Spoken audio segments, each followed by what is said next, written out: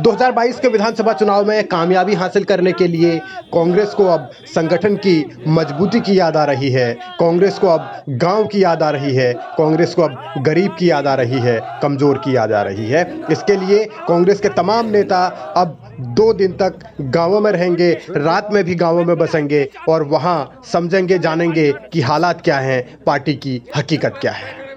1 तारीख और 2 तारीख को हमारे सभी वरिष्ठ नेता किसी न किसी न्याय पंचायत के एक बड़े गांव में रात्रि विश्राम करेंगे और वहां पर उस क्षेत्र की समस्याओं से अवगत होंगे। अपनी बात, कांग्रेस की बात उस क्षेत्र में लोगों को समझाने का प्रयास करेंगे। भारतीय जनता पार्टी के सरकार के इन कुनीतियों को और इन फेलियर को, उनके वादों को जो उन्होंने पूरे नहीं किए, वो भी जनता तक बताने का काम करेंगे।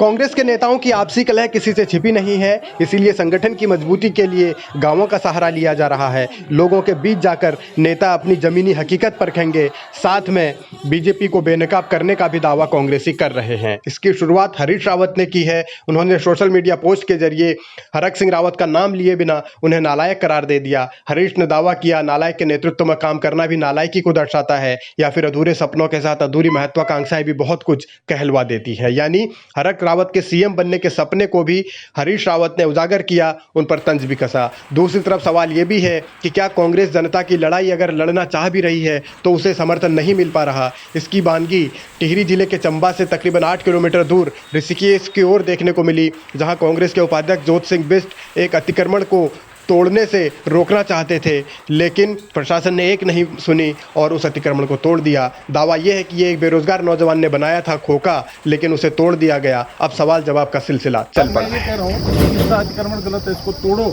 लेकिन इससे पहले जो बड़े लोगों ने अतिक्रमण रखा नई टिहरी में उसको तोड़ो।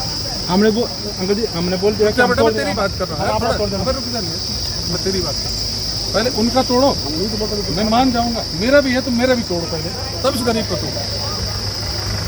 हमने अगर मेरे जैसे मेरे लेवल के लोगों ने जो गड़बड़ करके जिन्होंने नई टिहरी में एम्प्लॉयमेंट कर रखा, पहले उनका तोड़ो, फिर इसका तोड़ो, तब तोड़ो। अरे होना तो ये चाहिए था, हमारे लड़के कितने बेरोजगार होकर घर आए, सड़क के किनारे उनको जगह मिलती और वो वहाँ पर कारोबार करते, इनको बसाते, उनको रोजगार देते। रोजगार भी नहीं दे पा रहे हो, नौकरी नहीं दे पा रहे हो, और ये तो तोड़ने का काम कर रहे हो। चुनाव से पहले अपनी पार्टी और अपने आप को मजबूत करने के लिए हर कोई तरह तरह की तरकीब अपना रहा है, लेकिन मौजूदा हालात में संघर्ष कड़ा है। अब सवाल यही कि संघर्ष के जरिए सफलता का रास्ता मिलेगा या नहीं मिलेगा। सवाल ये भी कि कांग्रेस का ये गांव चलो अभियान उसे संजीवनी दे पाएगा या नहीं दे पाएगा। सवाल ये भी कि कांग्रेस क्या सिर्फ दावों के सहारे ही काम चला लेगी या फिर जमीन पर भी कुछ काम करके दिखाना होगा। सवाल ये भी कि मौजूदा हालात में चुनौतियाँ और कितनी ज़्यादा हैं।